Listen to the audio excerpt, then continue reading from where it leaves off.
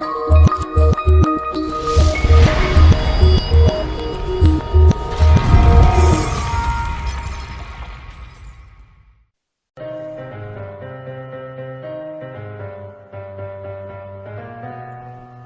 news. Welcome everyone to the Tori Says Show. I'm your host, Tori, and it's November 1st, you guys. You know what that means? I'm the Christmas lady, so it's pretty awesome, right? I'm like getting ready to start the decorations. I'm like totally in that mood, seriously. And more so because it seems like this Christmas we're going to have a lot of fun. So today I wanted us to recap what happened yesterday, because I did tell you something big is coming, and it did, and it was in the form of Lindsey Graham, who I have been pretty critical of since I ever started this show. Oh, and by the way, I'm going to start like putting together what is it? I don't want to say like, oh, you know, past proves the future kind of series on YouTube, but I'm thinking of taking like all my shows, the show that I did like on November 6th, 2018, and then the show that I did on November 6th, 2019, and do a compare and contrast to see what was going on then and what was anticipated then as to what actually happened, how did it happen, and did it happen yet? I thought of doing something like that. So I thought I'd just tell you, because I have like the best listener base, you guys. You guys are incredible, because I read messages from all of you, emails and tips, and oh, and by the way, I have to say, working with some of these amazing journalists, where we share information, and it feels as if all of us are pretty much the unofficial news team for the president. And that includes all of you, their listeners, their, viewers, their followers. So I just wanted to say thanks. I mean, wait, it is Thanksgiving month. So let's do this. As a citizen of the United States, I think all of us should challenge ourselves to just think what we're most grateful for.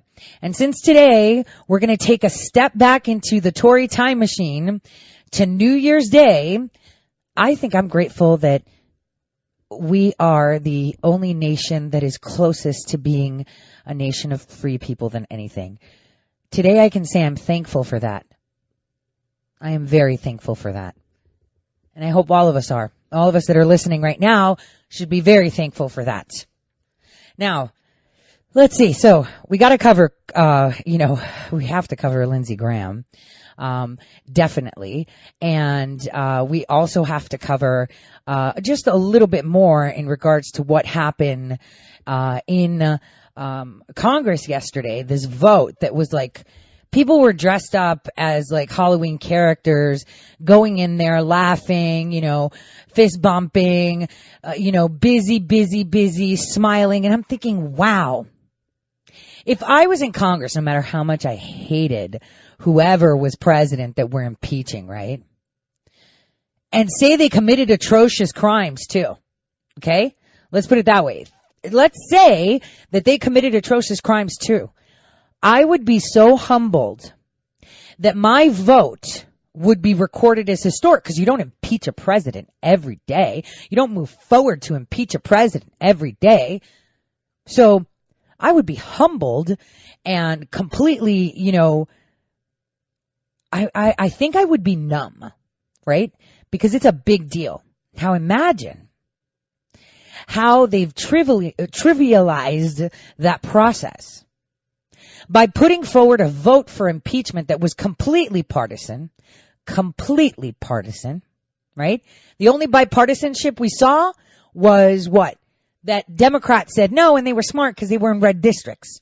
Or else they would have just shown allegiance to the Democratic Party. But I think maybe they're realizing, I don't want to be recorded in history as that clown that put my name next to a vote for impeachment when there was no reason for impeachment other than the fact that we are dismantling the deep state. This, the gutting of the deep state is like at the root of it. You know, when you're getting into that weed, that little, I'm not a gardener, so I'm going to use my own term here, okay? That little mini shovel that you use and you put in to like take it out. Well, that mini shovel point is touching the root.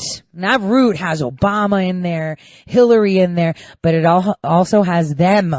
And I keep saying them, they, and I don't think it's the time to make that statement and point them out, because the invisible is very hard to identify. And the only way you become invisible is to mesh with everyone, right? That's rule number one, being that person that kind of blends into the background that no one sees. Kind of like when you're playing hide and go seek, hiding in a closet is one way. Just standing still up against the wall, no one will notice, right? So that's the name of the game here, the invisible minglers. So they are very, very upset. On that note, what I want to do is kind of recap. So we saw the charade and how happy they were and giddy they were that they were going forward with this. And it should have been a very somber moment. It is a historical moment that this is the first partisan, impeachment, because it was completely partisan.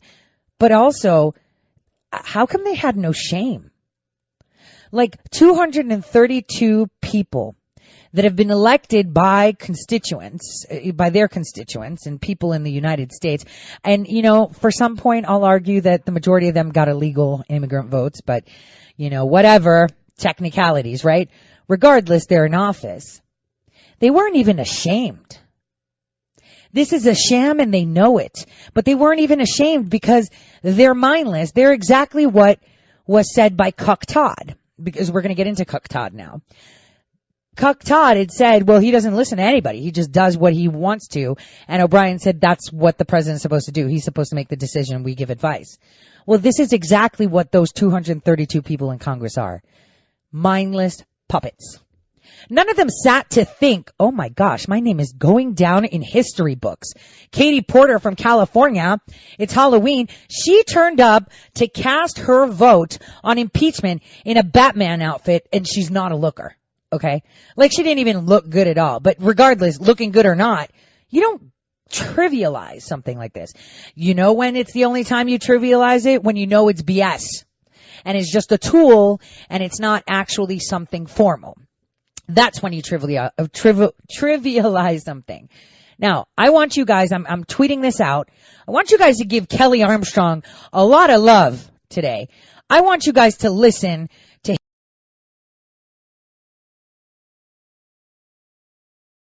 Should we not take what's said in those opening statements, whether it's Ambassador Taylor, whether it's Fiona Hill, that we shouldn't take that as their testimony? I think you should take that as their opening statement to their testimony, and when you have the whole transcript, when each side's get to read it. But I'll start with this. I think that this is abundantly clear, and this is something I've noticed in D.C. since the first day I got here. One of the things that the career establishment, bureaucratic establishment doesn't like about the president is he doesn't do things in the same way that they're used to. And I think actually that's why the guy got elected, and that's why I was proud to support him.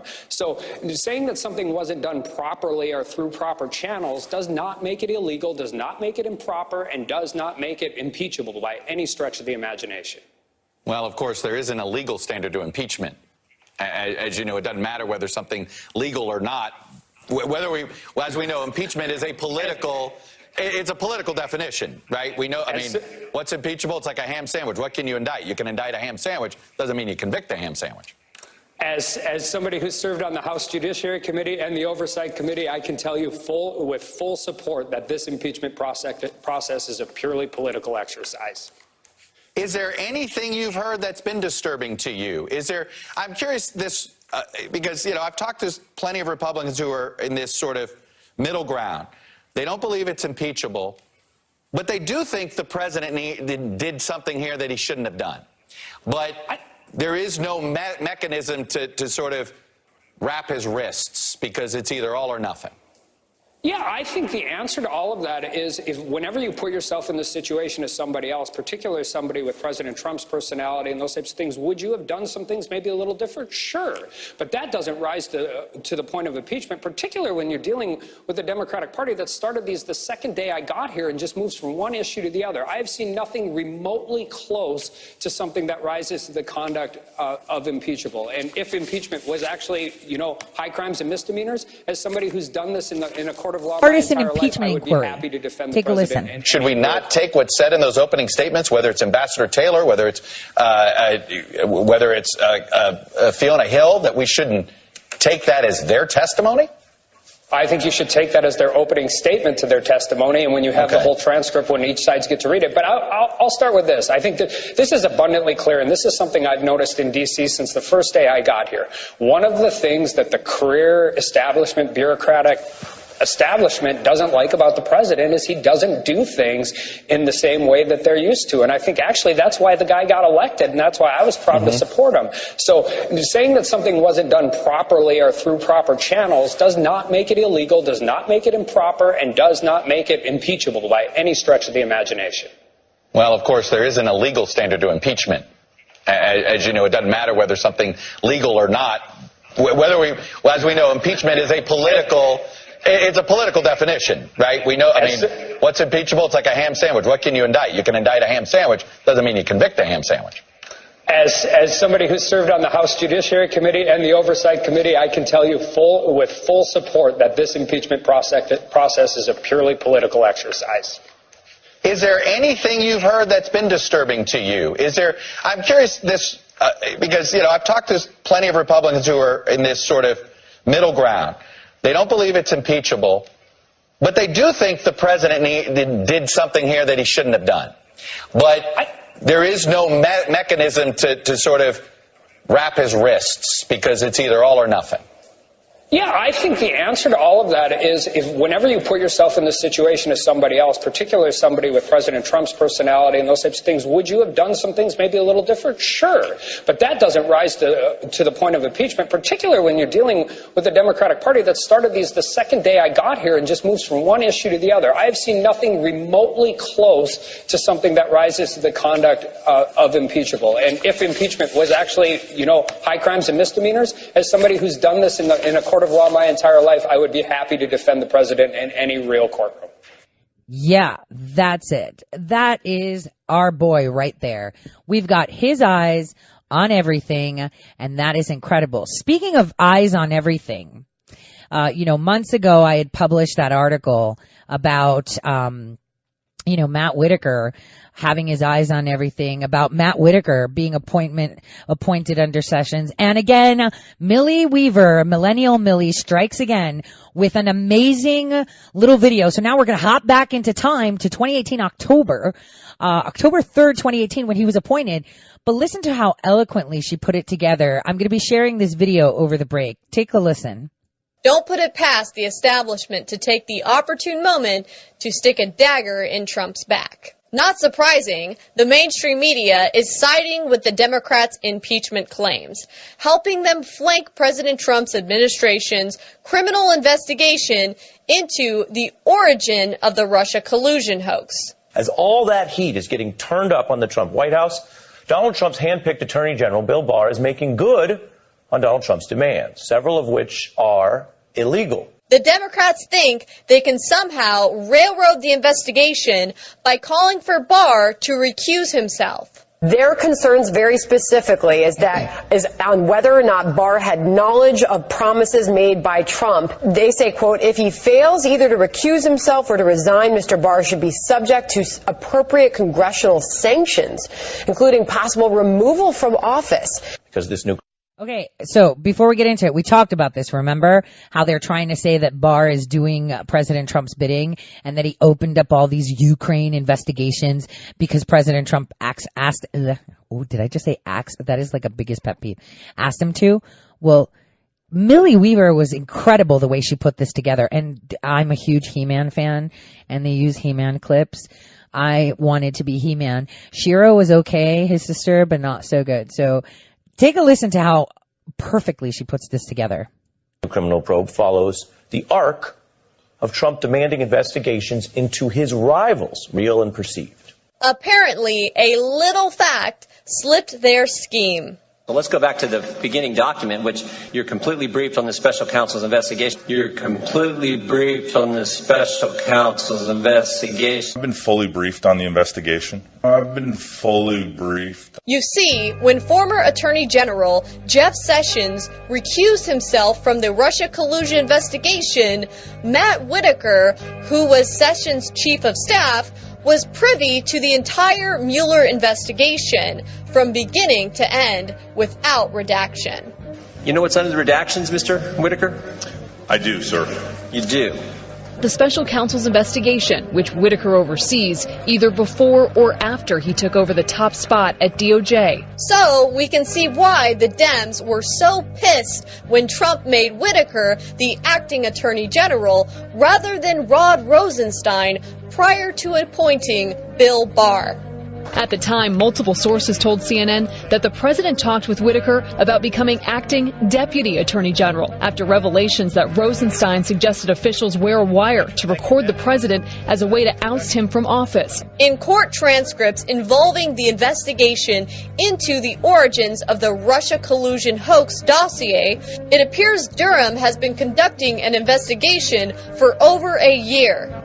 The importance there, again, of John Durham having the ability with a grand jury to bring in folks outside of the Department of Justice, outside of the FBI, which Michael Horowitz couldn't do and can't address in his report. John Durham will have the ability to bring in intelligence officials like John Brennan, like James Clapper, and explain why this, how this Russia Trump collusion, treason investigation got started. Oops. Okay, and stop right there. I'm going to play it more because she did such a phenomenal job. And I urge you to go to Millennial Millie on YouTube to watch it. I will share the video. But this is going back to my report when people were like, AG Barr tapped John Durham. And it's like, no, he didn't. John Durham has been tapped as U.S. Prosecutor, attorney in the Ukraine, in Europe, in Australia, in New Zealand. By the way, Comey is getting he got New Zealand citizenship. I'm waiting for those documents to come now, which I shouldn't be getting. So, I'm going to ask someone to just show me the goods so that I can report. Listen, the bottom line is, Durham has been on this case before, at least from October 3rd, 2018. Okay, since October 3rd, 2018. And Giuliani first went to the Ukraine November 2018, before A.G. Whitaker was even appointed as acting attorney general. Okay, and before Barr was even nominated. Okay, we need to understand the facts. See, they don't tell you this. You're hearing it from me, and obviously Millie, because she put it together so well. It can be deduced that Whitaker, not Barr, appointed Durham, and there's no hiding his feelings about the special counsel's investigation. Given his record of threats to undermine and weaken the Russia investigation, Matthew Whitaker should recuse himself from any involvement in Mueller's investigation. And let me tell you something. Nancy Pelosi sent that tweet out, and you'll see it, and it was on November 7th, 2018. Do you know why? Because Giuliani was already in the Ukraine at the time that he was appointed acting attorney general. Now, they're trying to say that it would be a bad thing because he had eyes on everything, Mueller, and he can't be acting attorney general. Then they flipped the story saying, well, we can't say that really anymore because then people are going to be like, well, what are you trying to hide? Why don't you want him? What do you mean? And so then they flipped the script saying, well, he is inexperienced to be acting attorney general. We need the new attorney general. And they were on fire. And revisiting my shows from November of 2018 when Barr was appointed and when I published that article telling you who William Barr is, going back all the way to Mina, going back to him sipping cocktails in Costa Rica with Noriega, I told you that he's not going to be confirmed until the end of the first quarter or the first, second or third month of 2019. And I told you it's going to be coupled by the fact that General Flynn's case will not go to sentencing. I said that to you in November of 2018, and it came out to the T. Why? Because there's a plan. That might not be based on bias, because he's apparently the one who kicked off the investigation of the investigators. We have the evidence. We've seen the Mueller report. We've seen the call transcript. We have the primary evidence, and it's very obvious to me as a former prosecutor, and it's very obvious to the Department of Justice, which has declined these cases, that there was no crime committed. And so it is, the American people need to understand this is a complete waste of time. Waste of time. So when the Dems have their Halloween vote, we can expect completely partisan vote. Completely partisan vote. The resolution is adopted without objection. The motion to reconsider is laid upon the table. You'll never catch the Legion of Doom. There's a reason we were deplatformed 14 months ago. And he's right. 14 months ago, they were deplatformed. 14 months ago. Huh. Maybe in 17 months they'll be reinstated because things are about to shake up. You know, 17 months. So that's what, 3 months? That's like, are we talking like January or February 2020? Where people will start regaining their platforms. Very interesting. I think it's going to be a little bit later than that. Only because the deplatform didn't happen 100%. 14 months ago, it happened slowly. So it's going to happen. It's going to come back. And everyone's going to have their voice back because the Democrats no longer have control. And this is evident with the sham of an impeachment. They made it a clown show. Okay? They made it a clown show. Now, before we get into this little time traveling machine of mine, and I'm going to take you back to 2019, January 1st, my show back then, I want to play about a minute of Bannon's interview that he had last Tuesday. It was a really good interview that gives you very good insight. And I know a lot of people don't like him. Other people don't know what to do with him. I simply adore him. He's very strong-minded. But the one thing that he does see is that they are in panic mode. And, he refers to them, they. Listen. We were hitting, we were going to hit them with additional stuff. And after that, it started, you could tell in the White House, we had the two camps start to develop. The more globalist, establishment camp and more of the kind of disruptors, populist, nationalist camp. And then everything eventually became a knife fight shortly thereafter. When did you know you were in the knife fight? The first wake-up call is when everybody didn't say on the victory address, "Oh yeah, this is amazing, this is great. Why don't we do this?" It was kind of, I said, no. This is like a Trump rally speech, right. And it was all we should bring the country together. And to me, look, there's times for that and there's times not for that. Okay, we didn't win an election to bring the country together. He won an election to basically come after the permanent political class and the elite in this country and hold them accountable for what they've done. And here's what they've done, okay? They've then taken off the backs of the taxpayer, the little guy, and they've saved themselves with this explosion of the balance sheet of the Federal Reserve, which is just free money for them. They've destroyed the pension programs. They've destroyed the ability to save. Nobody owns anything. They have a neo-feudalistic system. Yes. It's not time to bring the country together. It's time to take on the elites in this country, take the torch to them, hit them with a blowtorch. And that's what the Trump, and look, my only time in the White House, the only thing I never apologize, but the one thing I look back in hindsight, I wasn't tough and strong enough. We should have been much harder. Okay, I should have fought harder for some of the things. I'm not saying I compromised on, but I said, okay, if that's the way it's got to be. I should have been tougher. This country has a massive problem, and now you're seeing it. And what I told the donors, I said, you may hate my guts, Okay? And because remember, in the Oval Office, I'm the guy arguing for a 44% tax on all income over $5 million. Because I told the donors, I said, if we don't get this thing sorted, you're going to have a left-wing populism, and they're not coming for your income. They're coming for your assets. Okay? It's going to be just like Europe. It's going to be just like Europe. You see that? That is, when we listen to interviews or when we listen to people speak, we need to watch for the Easter eggs. It's going to be just like Europe. In Europe, nobody owns anything anymore.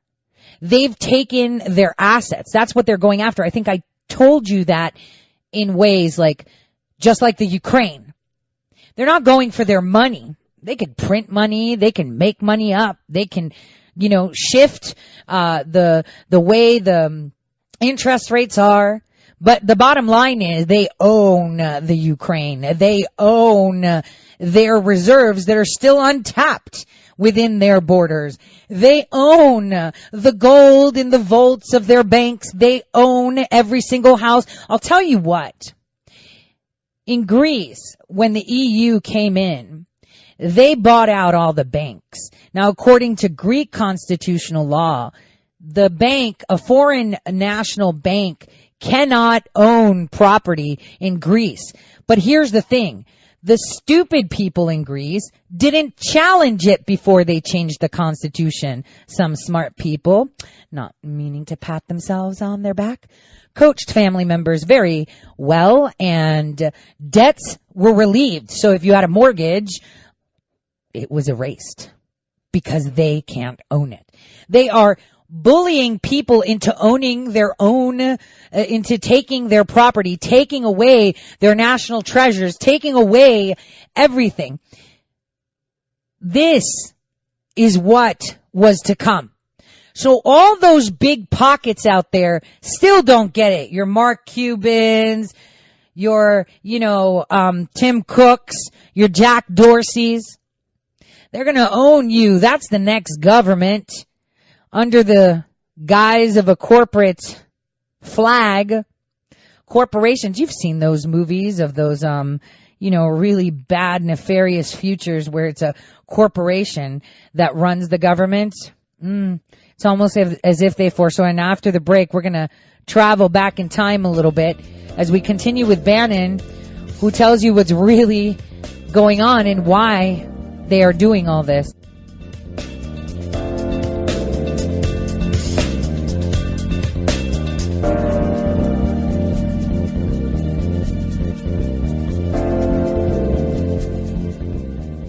All right, welcome back, everyone, to the Tori Says Show. And continuing on, we're going to take a little bit of a time travel trip. But first, we're going to let Steve Bannon introduce it before I play part of my show from January 1st, 2019. Take a listen. I've told these donors that you've got to understand something. We have to make fundamental changes to this neo-feudalistic system. People have to start to get ownership. They have to get ownership in the companies. They have to get ownership in real estate. Incomes have to start to rise. The Wall Street Journal can't go through meltdown when wages starting to rise, inflation coming back, incomes rising. So there has to be fundamental change. And so I knew right away that something was going on. There were all kind of knife fights during the transition. But it really got ugly after about the second week in there. And it really started getting ugly, not about immigration. They were ugly. The biggest fights were about China and trade. And that's because the reason is we had so many Wall Street guys. And look, I worked at Goldman Sachs. We had Goldman Sachs guys in there who were basically the IR department. The investors were, Goldman Sachs and Wall Street is the investor relations partner, for the Chinese CCP. Okay, let's talk about Goldman Sachs. How many times have I said, every time there's a new nation formed, or every time someone needs help, who steps in? You suddenly see Goldman Sachs people coming in. Like even till today, in the Ukraine, all you have to Google, Ukraine government, financial restructure, Goldman Sachs, will be like 2 individuals from Goldman Sachs sat in on the meeting. Greece, Italy, Spain, France, throughout history, Goldman Sachs just appears. And it's like, okay, wait, hold on a second. Why is Goldman Sachs coming to advise prime ministers of nations how to do things? Why are they always in the middle? this radical cadre China. runs China. This is not about the Chinese people. This is about a radical cadre that runs the Chinese Communist Party that has a totalitarian mercantilist system that is incompatible with the system we have in the West. One side will win and one side will lose. So very early on, in the first couple of weeks of the administration, this confrontation with China and its economic war became the most explosive thing. It's where all the knife fights came. All the McMaster stuff, the Cohen stuff, Mnuchin, myself, Jared, the nationalist and the globalist divide was because of that, and then many other issues, whether it's putting stuff into, because remember, Obama and Bush, the globalist, support this they turn the military into kind of this humanitarian expeditionary force, right? They want to be everywhere, sticking their nose in everybody's business. They're just dying to get up into Syria. Syria is a place they got to get up into because the Russians are in Syria, right? And my point is, hey, American foreign policy for 50 years has had one thing in the Middle East: keep Russia out, okay? And Obama's watch and Kerry's, whatever they're doing with Iran, Russia got a foothold in the Middle East. Well, you ain't going to get them out of there, okay? It's just not going to happen. And so anything that you're doing, get up there, they want to get it on with Russia. They are maniacally focused on Russia, a country with a economy smaller than New York State, that's in a total demographic death spiral, that doesn't make anything, it wouldn't exist if Germany and these countries in Europe wouldn't do natural gas deals with them. Yet we have an existential threat. The greatest existential threat we've ever had in the country's history is this totalitarian mercantilist society in China, which has One Belt, One Road, Made in China 2025, and 5G rollout converging to take away advanced manufacturing in perpetuity. And yet you have the corporatists and you have Wall Street, who have all made money. Remember, the decline of America is inextricably linked to the shipping of its manufacturing base to China. It's the Wall Street faction. This is what Donald Trump understood in 2010. Donald Trump today, when he goes out and speaks about China, you could literally take it from what he said in 2010. He understood the facts of the case then. And it's been the biggest thing we've done as a government is in 2 years, we now are confronted China and the true economic war they've been running on us. That is the single when history looks back over this thing, all the other Twitter madness and everything, they will look at the signal and the noise. And the signal is a great power struggle, as we personified or met a national security document that ever came out of the first national security plan that came out in December of 2017, said global radical jihad is a problem. It's a containable problem. Here's how we're containing it. Now the two great threats to the country it's a great power struggle. And they put Russia in there, but it's basically China's gone from a strategic partner to a strategic competitor, right? And then today, you're seeing the Secretary of Defense say today we got three issues: China, China, China. That is what Trump reoriented, and from the very first days of the administration. Now, I'm going to take you guys back in time so you can listen and maybe understand the they, but see how they are not as smart as they would like to be. So, hold on. All right, here we go. This is me coming in for, I think, the second half hour of that show. Okay, and welcome back. So, as we were saying in regards to China and artificial intelligence, it is January 1st, and I want you guys to look at 2019 differently. Think of the actual wars being fought. You know, we think that what the globalists have in mind, this complete dominance, right? That they're in charge, because look at what they've done, right? They've pretty much made many countries bow down to them, work for them. The evil atrocities that they commit against children, against people, just because they're not one of them. You know, we all know the stories of how they treat commoners, right? They're evil. And they will be held accountable, because that's what happens in the end.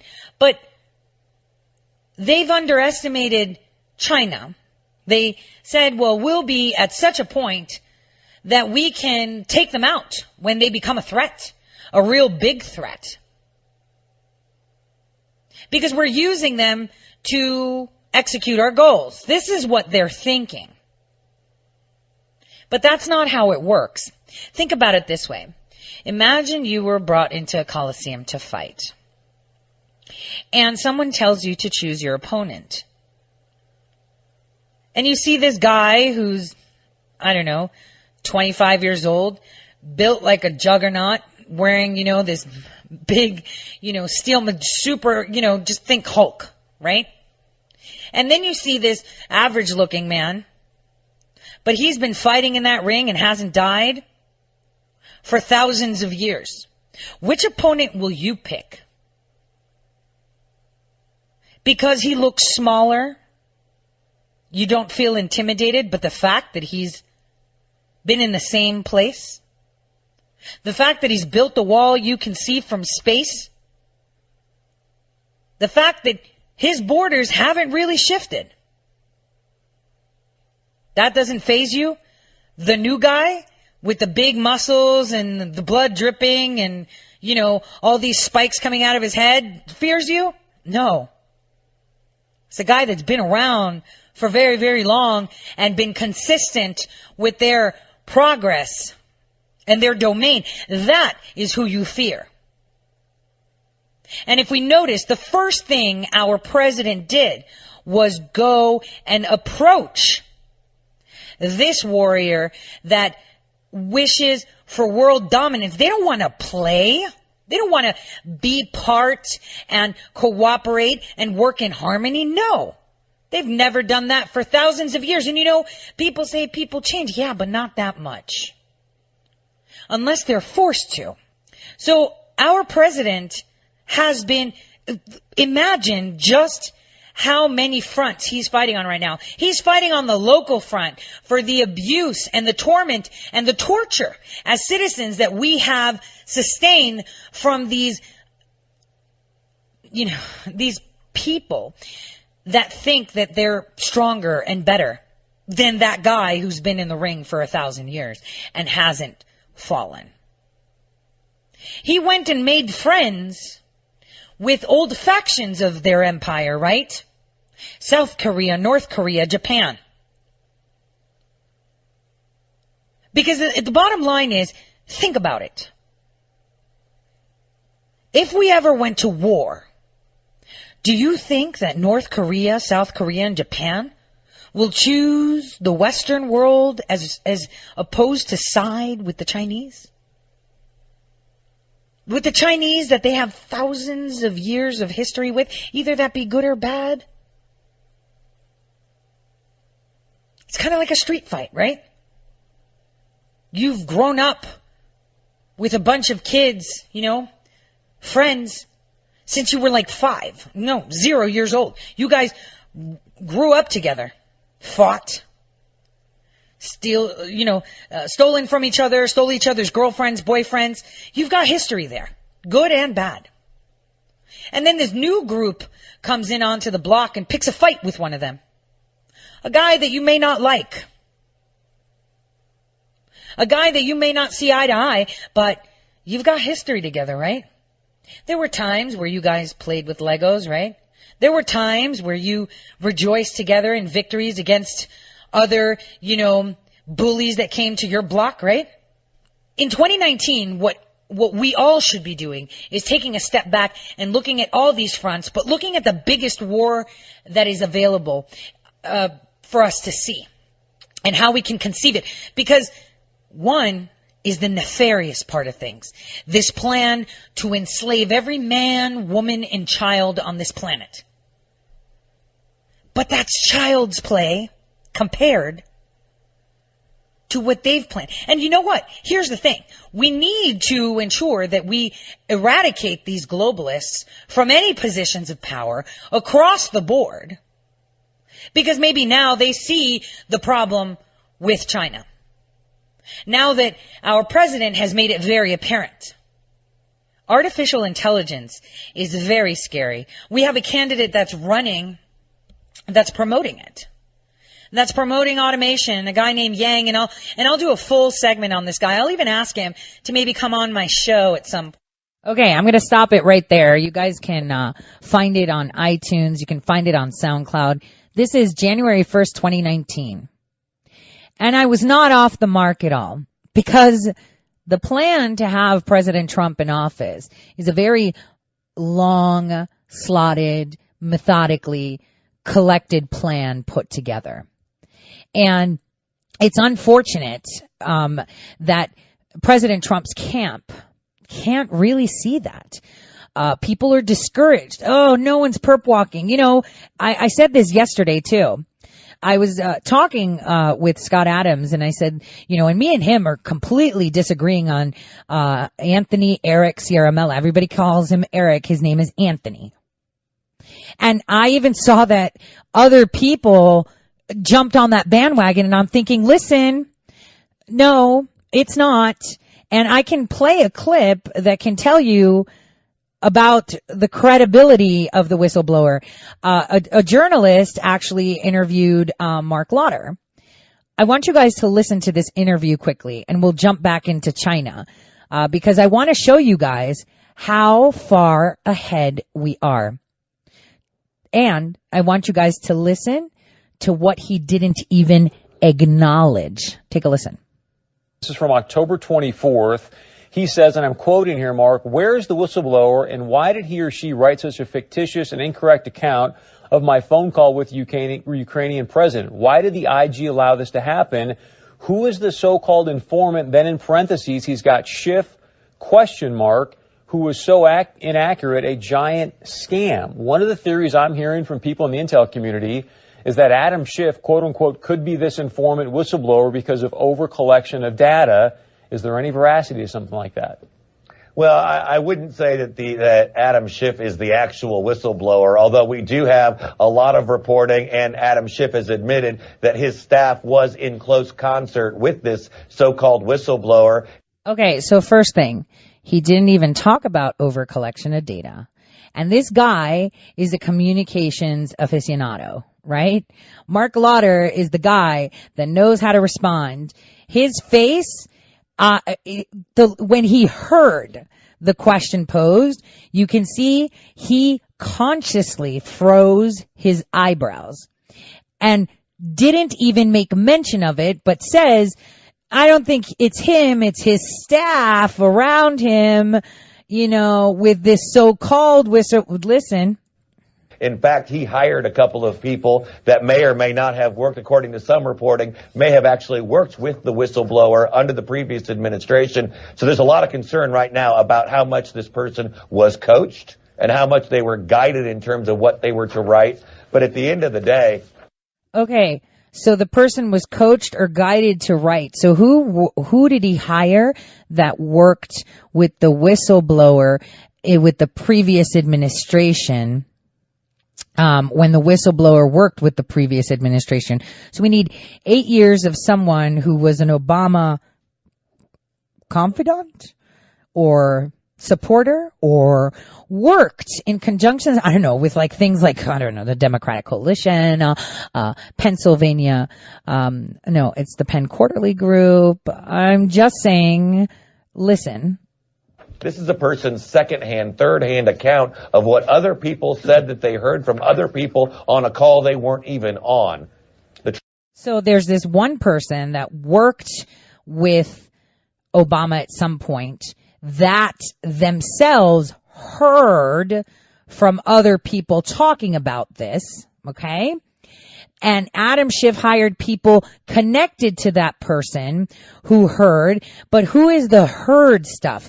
Because the next segment of this interview is going to say it, but let's just finish this off. Transcript, the summary of the call that the president declassified and released. Okay, is this the one? Let me take a look. I think this is the clip.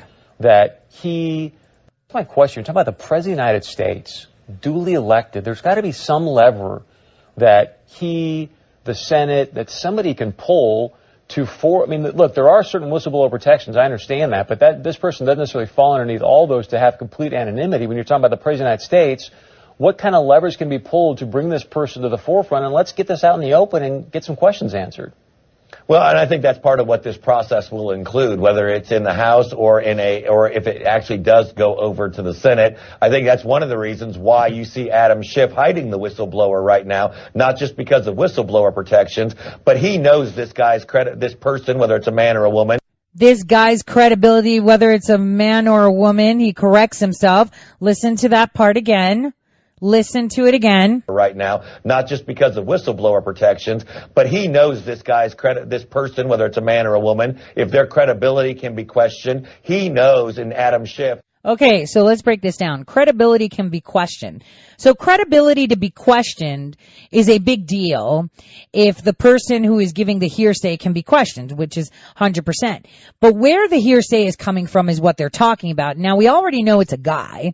I've already told you who composed the whistleblower complaint, which is the guy who they're going to say is the whistleblower, right? Because, you know, he worked on the CIA report. I mean, we're going to say that he's the guy, the author's the guy, but how do they do it? Through over-collection. I'm trying to put this puzzle together for you guys to understand it better. I mean, I'm going to retweet this, but listen to his finishing statement. After he says this guy corrects himself, listen, he talks about credibility.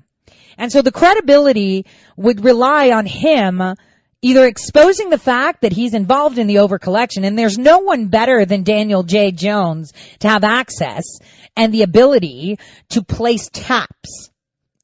Considering the fact that he and the NSA IG are like a tushy and an underwear, right? They work together on the CIA torture report. And remember, our new IG of the NSA that has access to every single byte of data that goes through anything in the United States, was the first presidentially appointed one in history this year. And unfortunately, during the 2017 turmoil, where just like Steve Bannon said, and this is where it comes to, there were two camps forming, the globalist and the populist, right? He was guided wrong, because this IG of the NSA, Robert Stork, which I talked about over 7 months ago, where I dropped his name, and a guy in the State Department by the name of Mark Stahl, S-T-A-H-L. You will not find a lot about him because he is a very big key player in sabotaging communications, but we'll get to that at a later date. I'm just reminding you, we talked about him in November 2018, and it's still not time to talk about him yet. We need to talk about him later on this month, but before Thanksgiving, when he comes to the forefront. S-T-A-H-L. For those of you that are diggers and love to go through rabbit holes, start to see what you can find. But the bottom line here is, there's got to be an admittance of who is a whistleblower. And the fear that I have right now, and I said it, and this is why it's dangerous, seeing that the National Security Council's attorney, the whistleblower's attorney said, do not bring harm to the whistleblower or his family. You know, the smartest move that the intelligence community does is compromise good sources of good, amazing journalists. Anthony Eric Ciaramella's name was planted. Oh, he worked with them. Yeah, that was his job. This little boy, that was his job. There are many people that have associated, traveled with, been with all these people because that's their job. You cannot pick your job as an analyst. You can't have your pit boss, for your team come to you and say, yo, you're going to go with Biden to this and you're going to pay attention to that. Tell me who's wearing cufflinks and who's not. That's your assignment. Go. You can't say, yeah, I don't really like Biden. He's a little bit creepy and sniffs hair. You don't have that option. So for everyone out there that has already crucified this man, has painted one of the largest targets on his back, and my fear is that they will take him out and have some confession and say, oh, look at that. Now we need to open up a probe to see who killed him. And I'm pretty sure it's the Trump campaign. I'm telling you this because that is how they operate. This is how they always operate. You know, what's funny is I saw a meme fly through my Facebook feed today that I found hilarious. And I have a really funny story to share on that, which is, it shows a guy sitting on an airplane scared, and it says the most terrifying thing you can hear from someone on a plane saying is, oh yeah, I've been called to testify, against Hillary Clinton, and I'm flying there now, and they're on the same flight with you, right? That's exactly what everyone fears. Being targeted and eliminated because you may bring down the house. And if they've painted this target so hard on this young man, I feel really bad. This is a nation where you're innocent until proven guilty. I don't care how guilty your association shows you, right, that you may be. We do not jump on bandwagons like that. Now, funny story. I was flying, so I've flown to Crete on a specific airlines 3 times in my life. The former prime minister of Greece, we're talking like 90s, right, was named Mitsotakis. Konstantinos Karamanlis was then, and then Mitsotakis. Mitsotakis is someone they called, completely bad luck. Because wherever he would go, like buildings would collapse, accidents would happen, right? So I sit next to him. Every single flight I took to Crete, from Athens, in my whole life, I've literally sat next to him, and I'm like, damn it. I sit next to the most, unlucky guy. So the thing is, the staff would seat me next to him because they would see that I was an American citizen and assume that, I wouldn't start parlay with him or anything. Obviously, me and him have had fun conversations. Obviously, I would just tell him I was a tourist, of course. But the last time I saw him and I sat down, he was like, wait a minute. He's like, did you gain weight? And I just, yeah, if you need to know, I had a baby. He's like, oh, you have family in Crete? We've seen each other many 2 times. And I'm like, yeah. And I wonder how this plane is still flying. And he looked at me like, well, how do you know that I'm bad luck? Kind of almost gave myself away. I just wanted to say that was super, super funny. And all he did was talk about his kids. And talk about the destruction of Greece. He was, saying, I don't know why we're getting into the European Union. They're making me out to be some demon. The socialists have taken over. I mean, it's done. He was saying that. We're talking like early 2000s, right? We're talking late 90s. Good leaders are always painted as the devil. And this guy was painted as the biggest bad luck charm on the planet to anyone. Now we're going to continue in this time travel trip,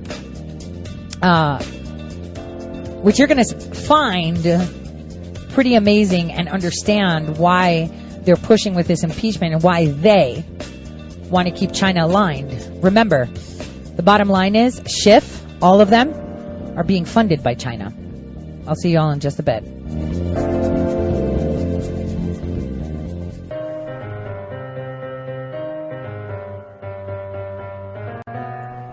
Real news.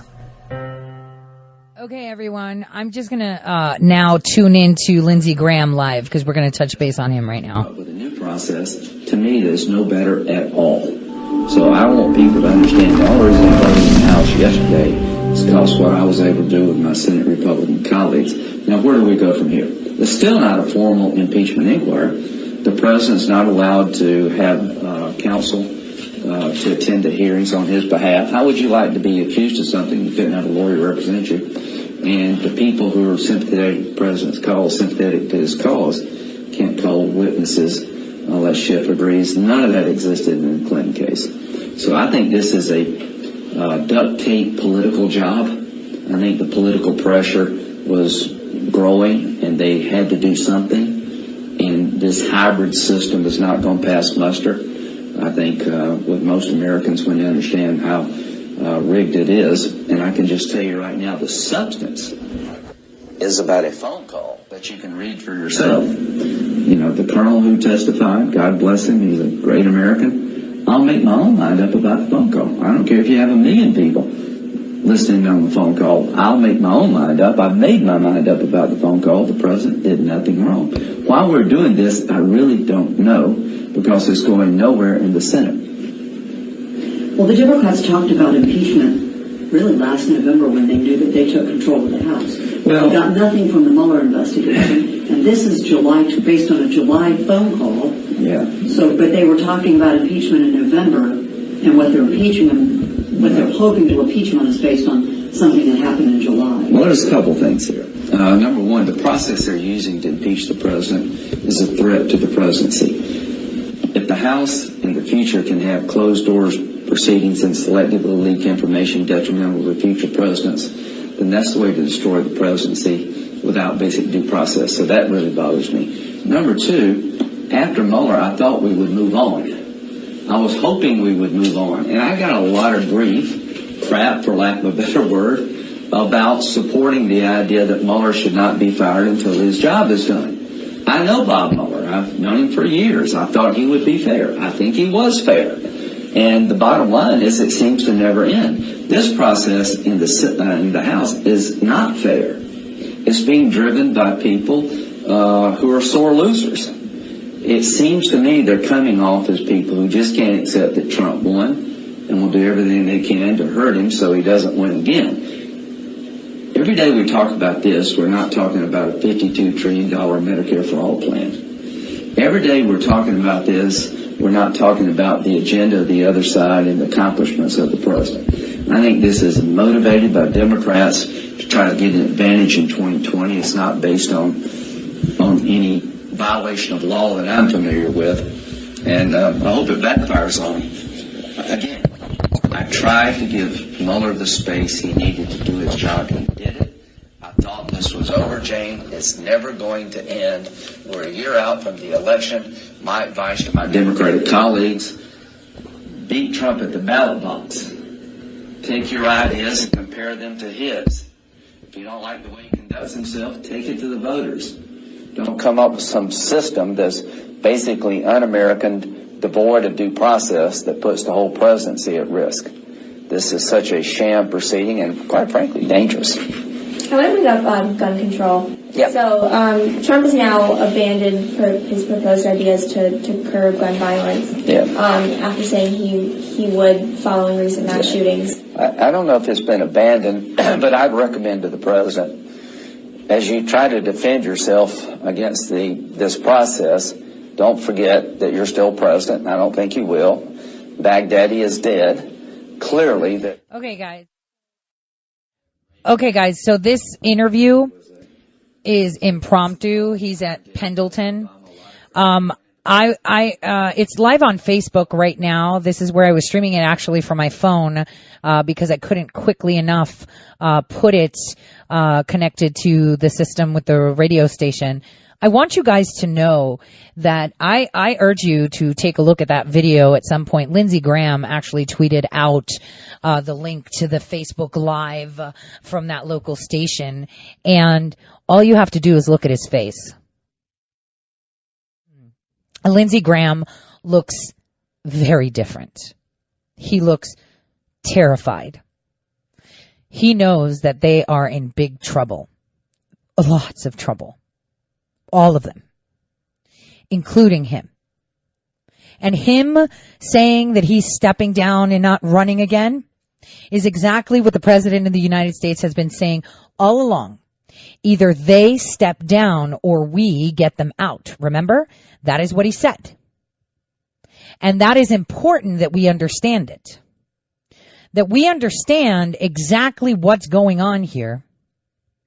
Because it's happening.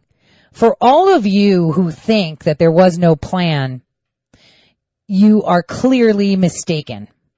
Capital One today has an outage.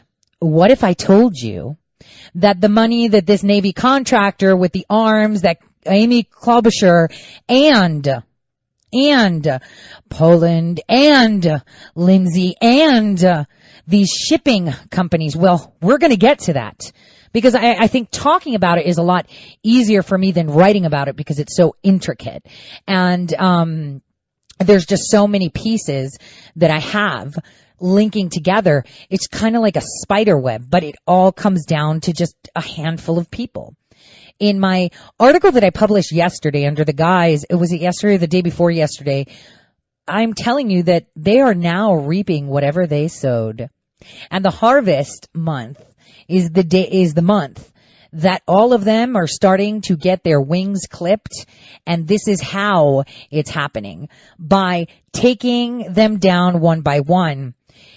When I played that video, that audio from my show on January 1st, I made it clear to you that what President Trump did strategically was go around China and forge these friendships, because they are a force to be reckoned with if the Oriental Bloc unifies, which is something that can happen easily. And there is no way that President Trump would be able to break that bond. Like I said, you're on the street riding bikes with these guys for decades, in their case, for thousands of years. You've fought, you've stolen each other's bikes, girlfriends, played jacks, rolled dice, played Monopoly, had nosebleeds together, went on expeditions, had victories together, had failures together, slaughtered each other.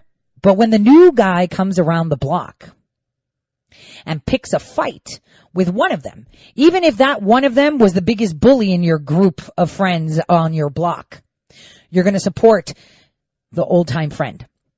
And so right now, okay, what we're seeing is the same scenario on a more trivial level within the United States.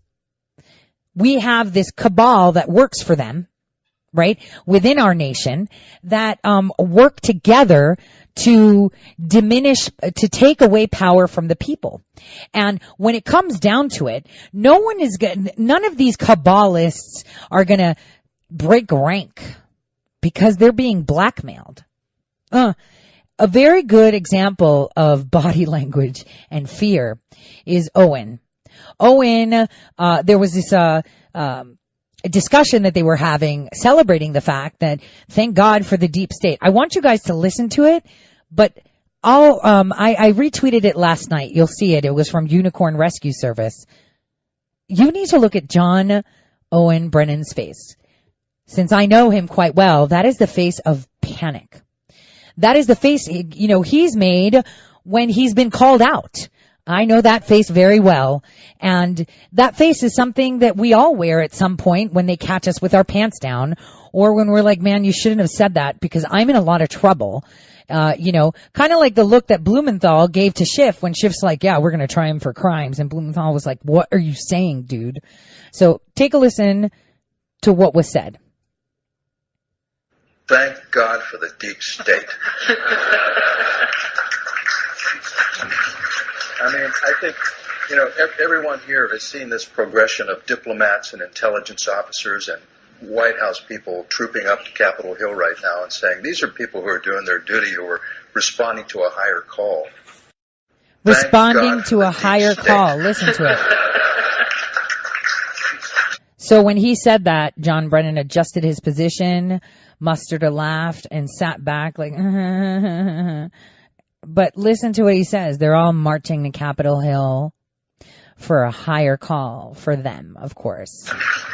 I mean, I think, everyone here has seen this progression of diplomats and intelligence officers and White House people trooping up to Capitol Hill right now and saying, these are people who are doing their duty, who are responding to a higher call. Now, let me tell you something. The one thing that the people aren't seeing is all those diplomats, those, former or current intelligence officials, former or current military officials, or rank and files, the good guys that are surrounding Capitol Hill to cut them where their BS is and just follow it. We have eyes everywhere. And that's what's funny. Here is where you understand the sheer panic from this simple interview on Schiff. Okay?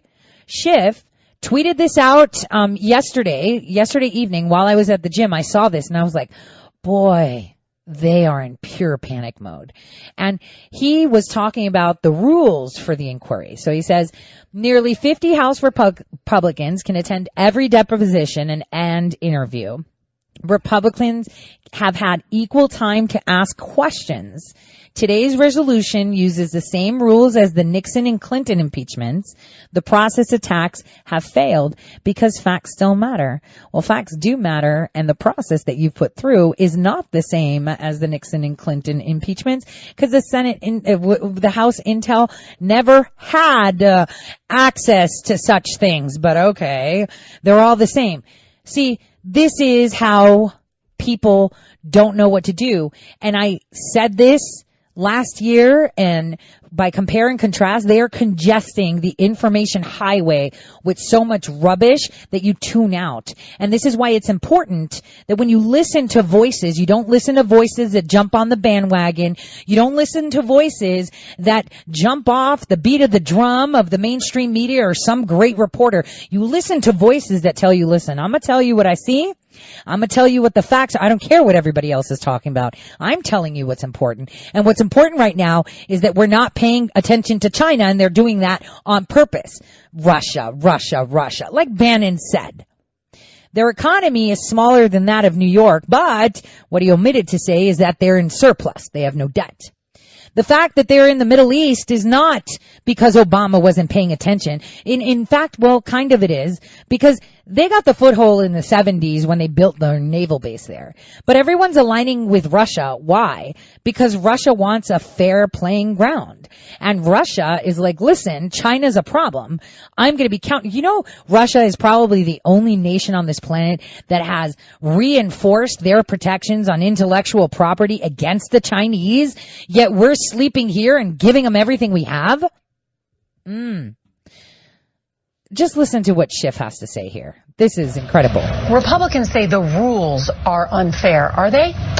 No. In fact, the rules are very much the same as they were during the Nixon impeachment, during the Clinton impeachment. But look, all they have to argue is process, and even the president has acknowledged that's a failure. And it's been a failure because we have had over 100 members eligible to participate in the depositions. The Republicans have been given the same amount of time to question witnesses as the Democrats. When we go to open hearings, that will be the case too. The American people will get to see, both with the release of the transcripts and with the conduct of the open hearings, that they're fair and they're equal to both sides. But as we get ready for these public hearings that everyone can watch, Republicans say they're concerned that the Democrats will block the witnesses that they want to hear from. Can you assure them that you won't reject those witnesses? Well, we've asked them for a proffer of which witnesses they think are relevant, and I have to say we have concerns that they're going to propose a bunch of witnesses that have no bearing, that they can use merely to smear the president's opponents or for other improper purposes. It's important to note that, to the contrary of what they have been saying, in both Clinton and the Nixon impeachments, the minority did not have the right to call witnesses on their own unilaterally. They could call for a vote, but it was a majority vote that they were not assured of winning. So we would love to hear who they're interested in having come before the committee. But given the kind of circus-like tactics, the storming of the skiff and all the stunts the president, puts them up to, we can't surrender the process to the minority party. Do you expect there will be public hearings this month? It's certainly my hope that will be the case. What has been difficult is that from day to day, we're not always sure until the witness shows up whether they're going to show up. Obviously, the administration has been making a consistent effort to prevent these witnesses, to obstruct their testimony. So sometimes we don't know until we see the whites of their eyes if they're going to show up. Mr. Chairman, thank you. Thank you. We could definitely see Schiff's white of his eyes, bug eye, pencil neck idiot. He's horrific. Now let's hop back to Lindsey Graham, because this is going to make so much sense to you. So we talked about China and the existential threat, because again, just like for the corrupt swamp, the way that you hurt someone is in their pocket. I mean, if they can't afford to pay for the lights, put foods in their belly, and heat their home when it's cold, which, by the way, it's snowing right now, so I'm super excited to put on my Christmas wreath with snow. I just wanted to say, they hurt you at your pocket. And China has been hurting us in our pocket. And China has been funding all of the Democrats. Lawfare, Brookings Institute, all of them funded by the Chinese guys. So we're not only confronted by the Muslim Brotherhood that is like this rogue, organization that has penetrated every facet because they were hired and they were empowered and they were requested at the behest of these globalists, right? We're also fighting the people that are targeting our pocket. So they're targeting our pocket and targeting our ability to defend ourselves from physical harm. Okay? So they've got us on two fronts. The only front that they don't have is justice. Justice, truth, and fact. They cannot harm that. They're tainting it. It's like they're throwing pasta up against the wall and hoping it sticks.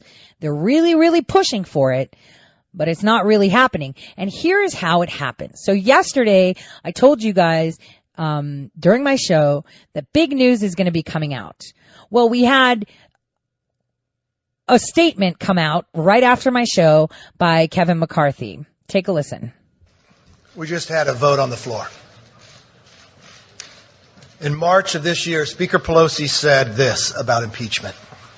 Impeachment is so divisive to the country that unless there's something so compelling and overwhelming and bipartisan, I don't think we should go down that path because it divides the country. Today, the country just witnessed the only bipartisan vote on that floor was against. The question to the Speaker are the same questions I provided in a letter about the unfair process that we had. What has changed since March? In all the hearings, there's nothing compelling, nothing overwhelming.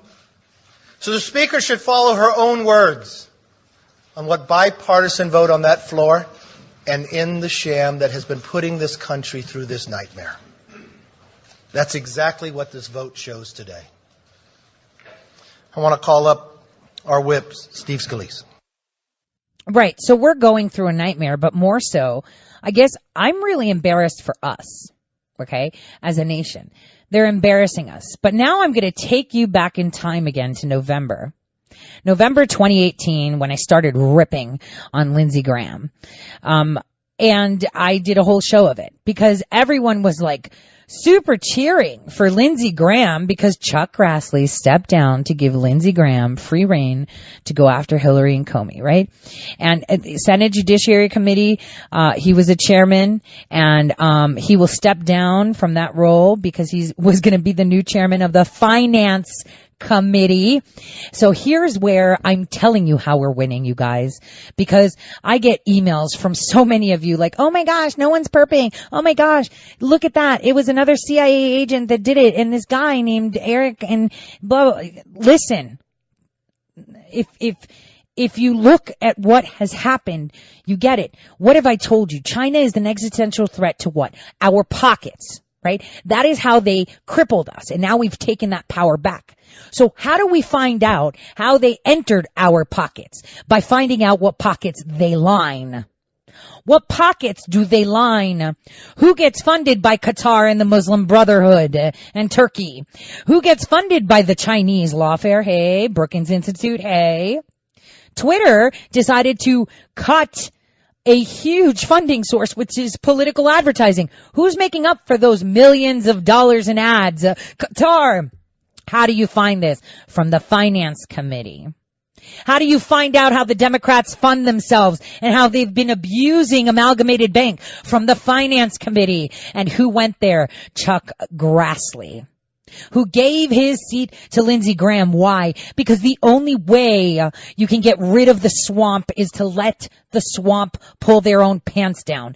The fact that he only held on to this seat as chairman for 1 year tells you everything you need to know. We put him there to follow and expose. And as chairman of the Senate Judiciary, what has he done for the nation? What has he done for the president? Absolutely nothing. So I urge you to watch the video on Facebook the day after He makes the announcement that he is no longer, going to take the 2020 Senate Judiciary chair, and then he wants to give it back to Chuck Grassley, right? He said that he's giving it back, right?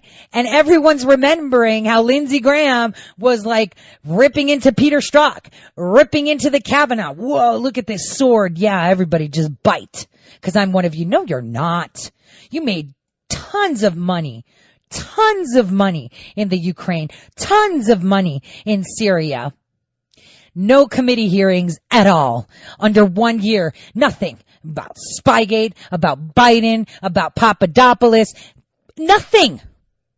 What about calling out the fact that we have the mainstream media sitting there saying, how dare you question people's integrity? Cuck Todd said that to Kelly Armstrong. I'm going to play the more extended clip through Facebook right after the break.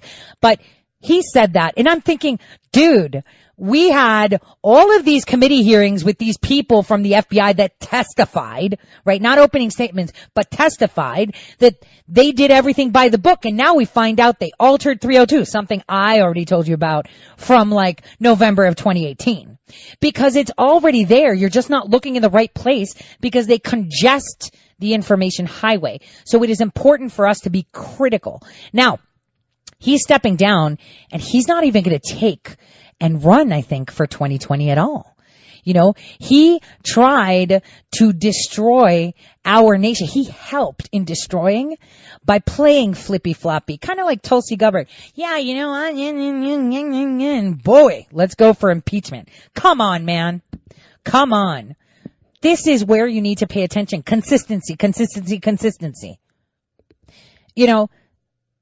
The future will look back on us, depending on what timeline we pick, sliding doors every day, that of how we respond to what we are given. Our intellectual level of understanding is at stake here. We're going to be looked at as idiots. For all of you out there that don't seem to understand just how carefully planned this is, I'm trying to lay it out. This is how you get them. You bring your enemies super duper duper close. Now, on that note, I feel that some enemies are penetrating the lines of the White House. I see and I tell, and I would expect everyone else out there to see and tell, right? That shouldn't be there. That are so covert that they're more covert than any covert person you would ever know. But they're harmless when they can't find a camp to sit with. So it's a good thing that there's people there that can see that. Anyone that speaks out against them, like Daphne Barak said, is radioactive. They will smear you. They will destroy you. On that note, I just wanted to say, the most banned person in our nation right now is Laura Loomer, right? Super good friend of mine. Like I said, the minute she heads to Congress, I'm heading there with her. Because seriously, I'm going to be moving to D.C. I want you guys to know that President Trump just moved for tax reasons, first of all. Okay. And I said that, yesterday to the people that I have conversations with. It's all about taxes. I mean, 0 income tax, pretty good, right? Just saying. But, it's also with the probes and with the investments and with the commitment that you have to an area. And what's really cool? That Congresswoman Laura Loomer will be the president's congresswoman. That is so awesome. So, for all of you, right before we break, I just wanted to say, if you can spare $1, go to lauraloomerforcongress.com, donate to her campaign. She will be your voice. We all know she is. And we need more people like that running forever, ever, ever. I'll see you all in a bit.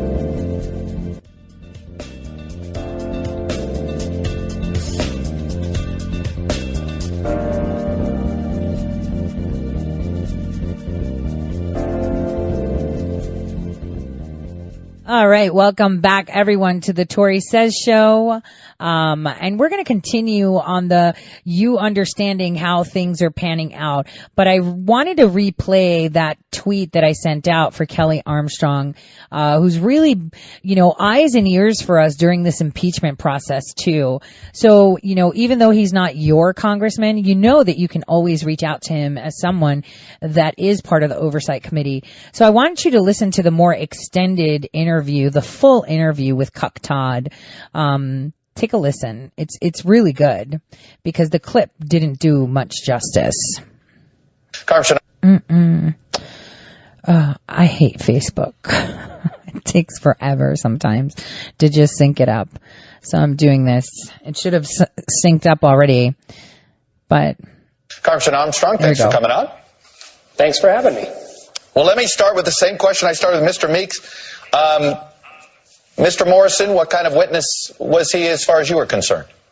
I think Mr. Morrison was a very good witness. I think it just goes to prove our point that we want all of these transcripts released. We want as much information out to the general public as soon as possible so the American people can decide what's going on down in the bunker. It sounds like you're for public hearings. So in some ways, you're glad this process is going to become a more public thing. Why is that?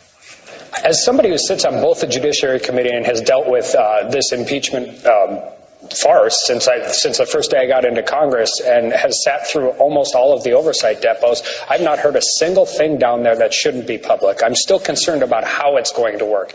As somebody who's practiced criminal law for almost my entire adult life, there are procedures, there are things that go in place, and as we get here, just public hearings isn't enough. I mean, I'm not sure you can undo the damage that has already been done. I mean, this is about credibility, fairness, and due process, and I could tell you my criminal clients in federal court had more than the White House has had up to this point. But yes, I want public hearings. I want them as quickly and as fairly as possible.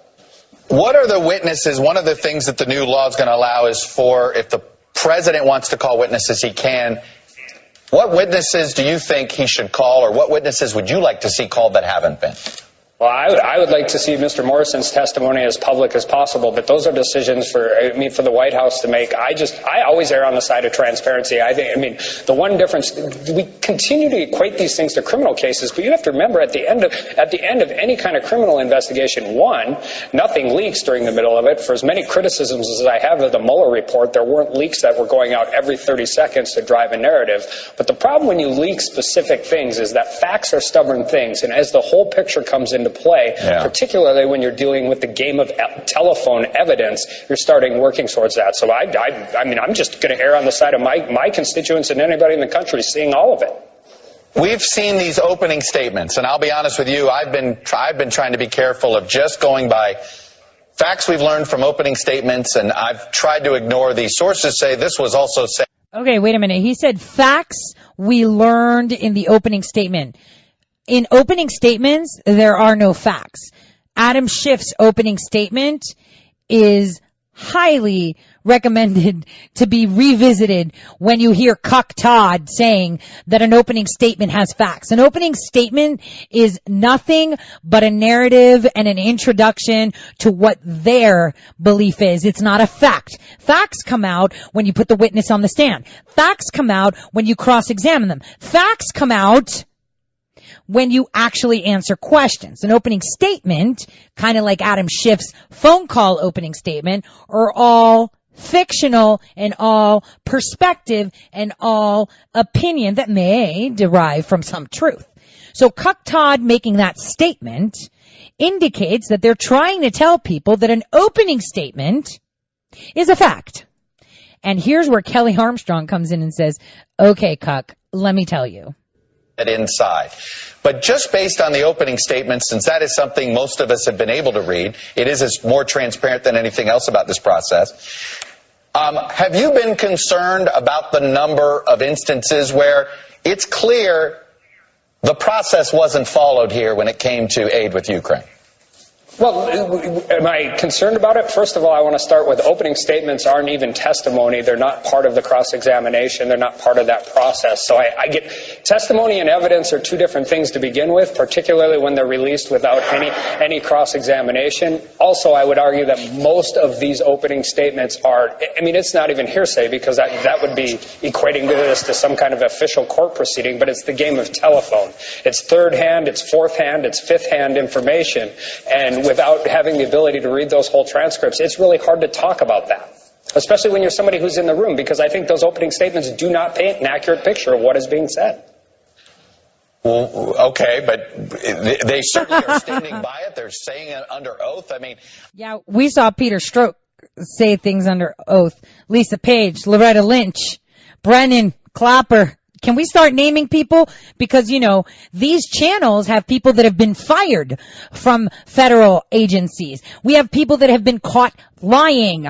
You know, there was a panel where we had, you know, fired Baker who was being criminally investigated in 2018. No one's talking about that, right? Criminal investigation into Baker in 2018 by Durham.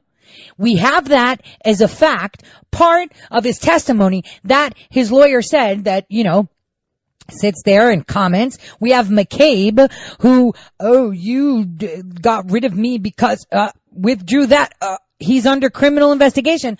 All those faces are all over these mainstream media channels that are giving you fair news and truthful news because they said it under oath, so it has to be true.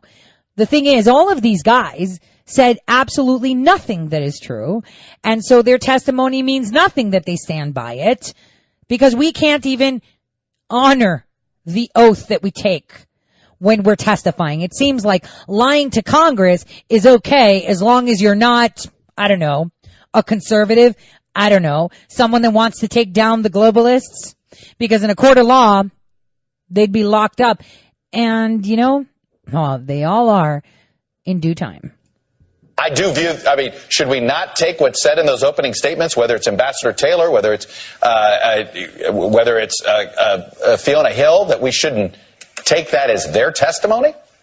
I think you should take that as their opening statement to their testimony, and when you have the whole transcript, when each sides get to read it. But I'll start with this. I think that this is abundantly clear, and this is something I've noticed in D.C. since the first day I got here. One of the things that the career establishment, bureaucratic establishment doesn't like about the president is he doesn't do things in the same way that they're used to. And I think actually that's why the guy got elected, and that's why I was proud to support him.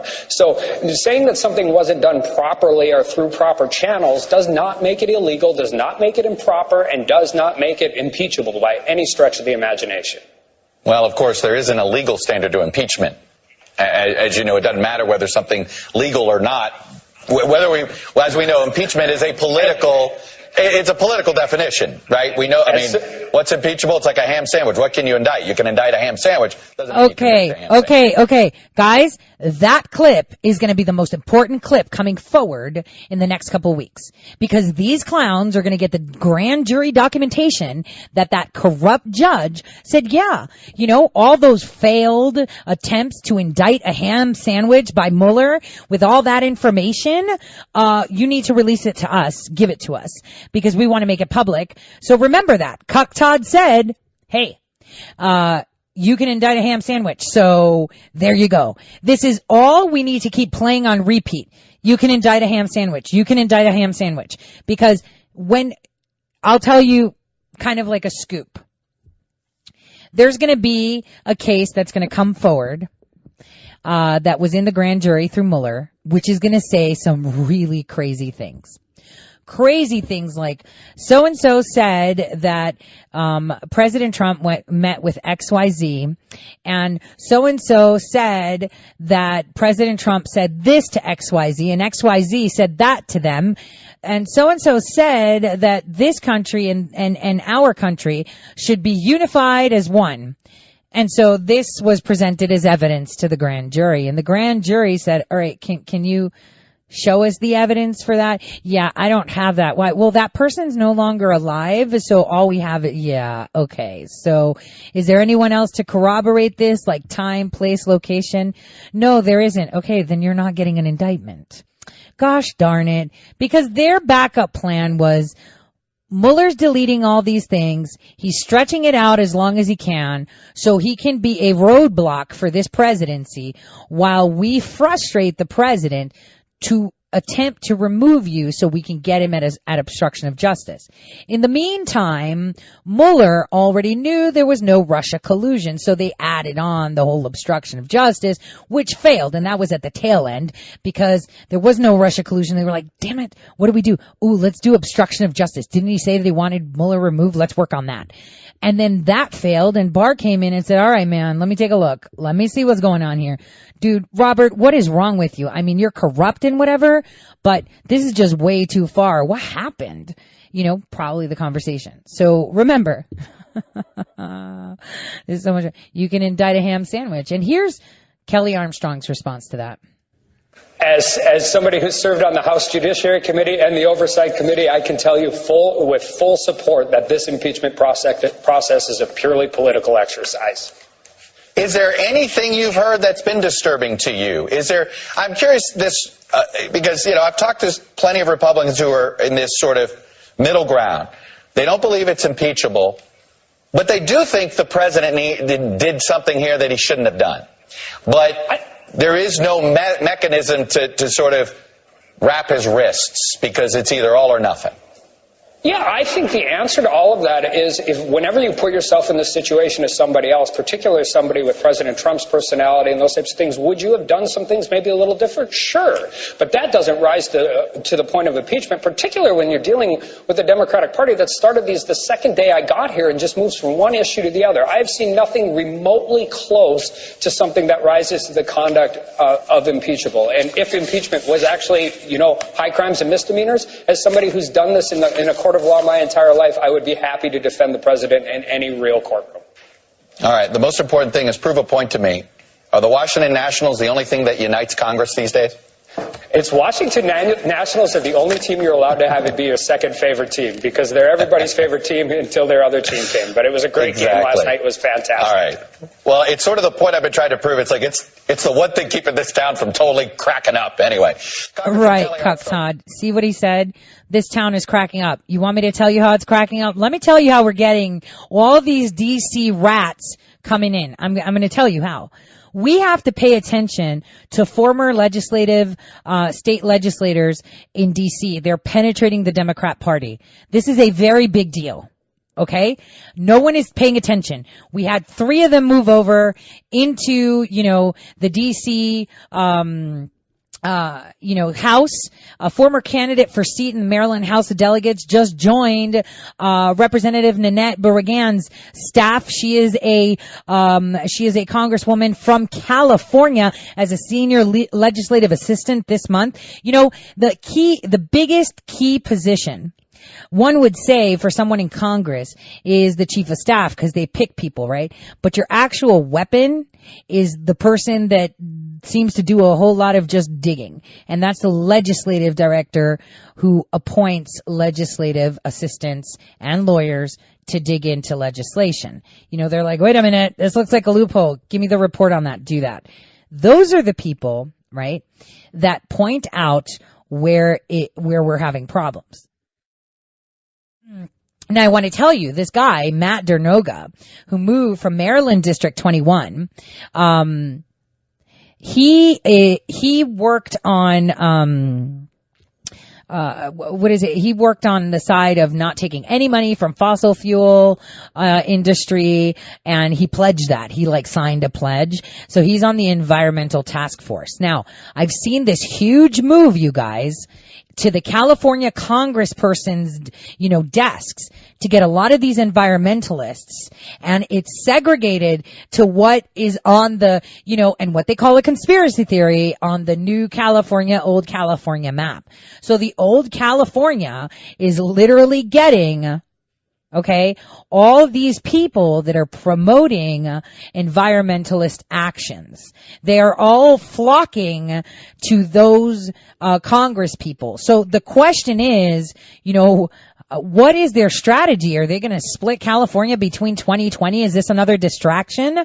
And, what we're seeing now with Lindsey Graham, stepping back and understanding that he got caught, right? He got really caught. I mean, this is the guy that went out last week and said, he was on the 700 Club, I think like a week and a half ago. And he said he would become President Donald Trump's worst nightmare if he allowed Turkey to continue the assault on Kurds in northern Syria. And here's another thing, just so you guys understand. I'm going to play that clip. But the Democrats have rallied up against Turkey. And there's nothing more than I would like to see that, uncertain and allegiance nation be regulated at, right? I've been talking about it for over a year. But when you see the Democrats orchestrating this is where you need to be careful. So yesterday on Facebook, and before I play this, I'm going to tell you this. Yesterday on Facebook, Page 6 ran an article, and a friend of mine shared it, and I was like, dude, it's fake news, take it off.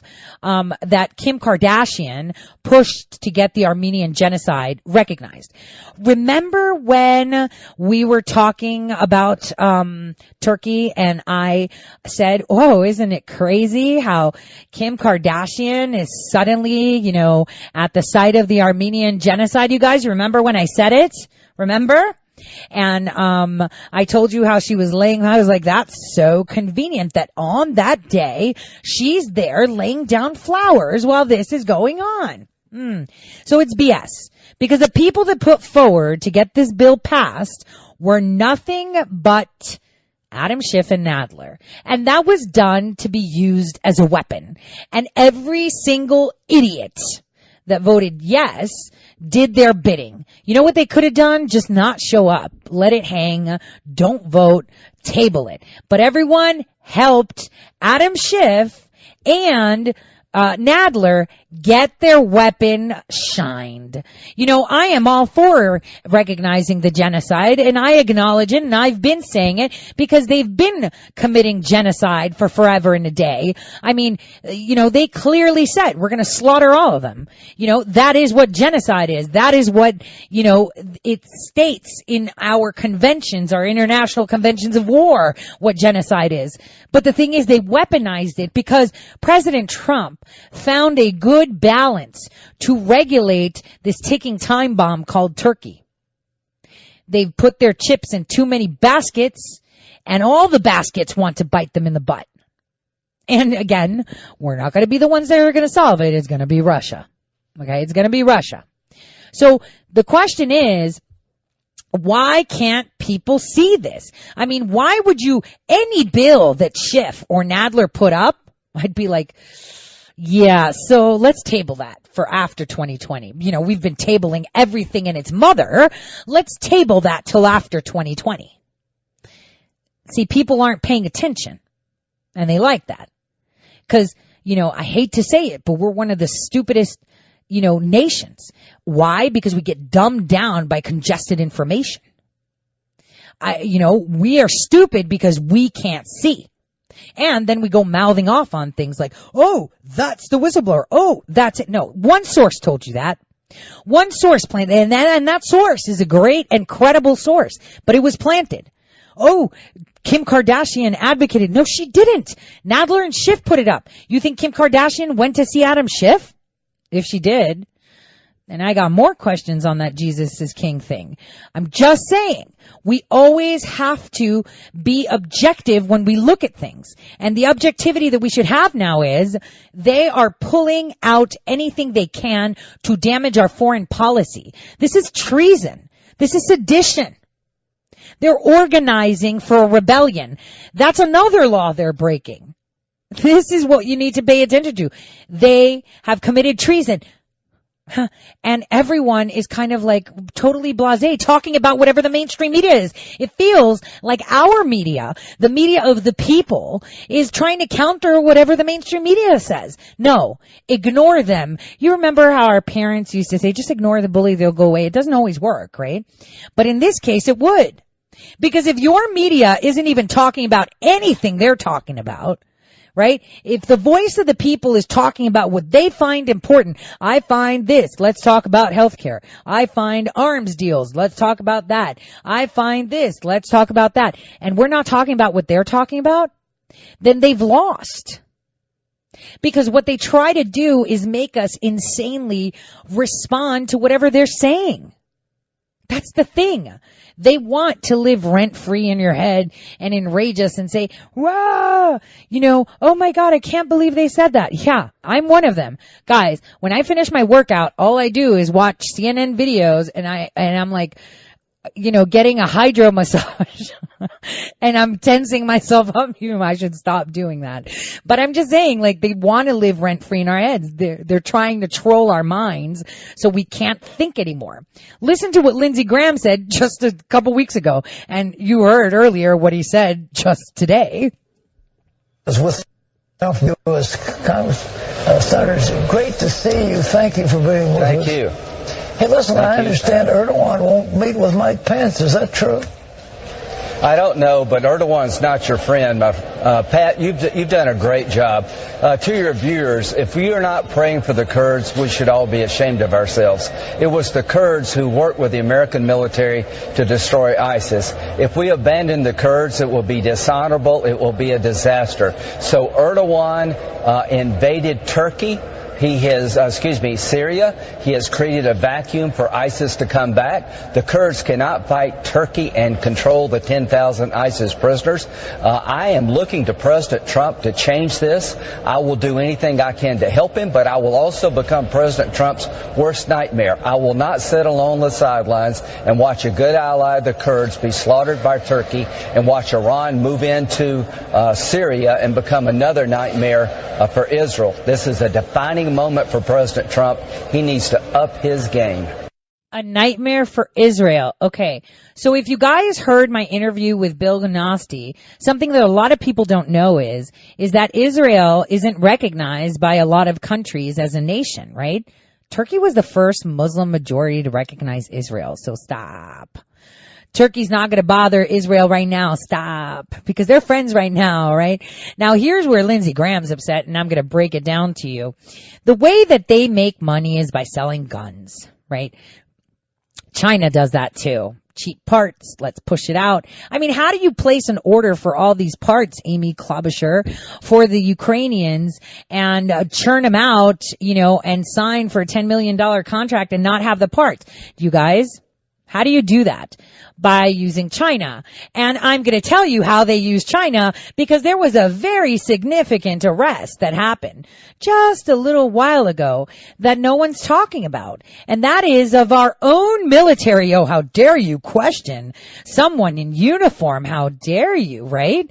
How dare you question someone that has worn this uniform, Tori? How dare you? Well, we've had him arrested. That's the thing. We arrested someone in uniform. And do you know how we arrested them? And I'm just going to leave you with this for the weekend to think about it, okay? Why did we arrest this guy? Because he was selling parts, okay? Selling parts from our Navy. I go back again to Navy to China. And how was he doing this? Through some shipping container company in California. Who has shipping container companies in California? Oh, that's right. Nancy Pelosi. And not only that, he also was using special shipping companies that are based in California. So you have to wonder, right? How is this all happening? Our own people are literally, our own soldiers are literally, he is a Chinese, American. And again, I say it, he may be honorable now, but he wasn't honorable before or something, right? But this is what people need to understand is that even people in uniform can have allegiances to different nations. And this is why I said it was very important that we ensure that we hire the right people. Now, this story hasn't been covered much, and over the weekend, I'll kind of put it together for you guys so you can read it. But this this Navy guy, It was an officer, Lieutenant Fang Yang. He got caught trying to deliver products from the reconnaissance weapons schools at the Naval Air Station in Jacksonville, Florida. You guys, this is a big problem. He got caught trying to sell what he said was going to Hong Kong, but it was going to mainland China, and quoted the price to add 55 horsepower Evinrude outboard motors marked for military use. This happened on our watch. This happened with our people, and the funny thing is, we got Louisiana, California, and Connecticut linked to all of this. Oh, and guess what? He was in Sioux City, Iowa, and he was attempting to flee because he bought a ticket from Nebraska. He was going to drive there and fly out and run away, but he got caught at the airport. Guys, this is huge. Navy contractors in the United States sending our own stuff to China. Incredible. Have a wonderful weekend, guys. God bless.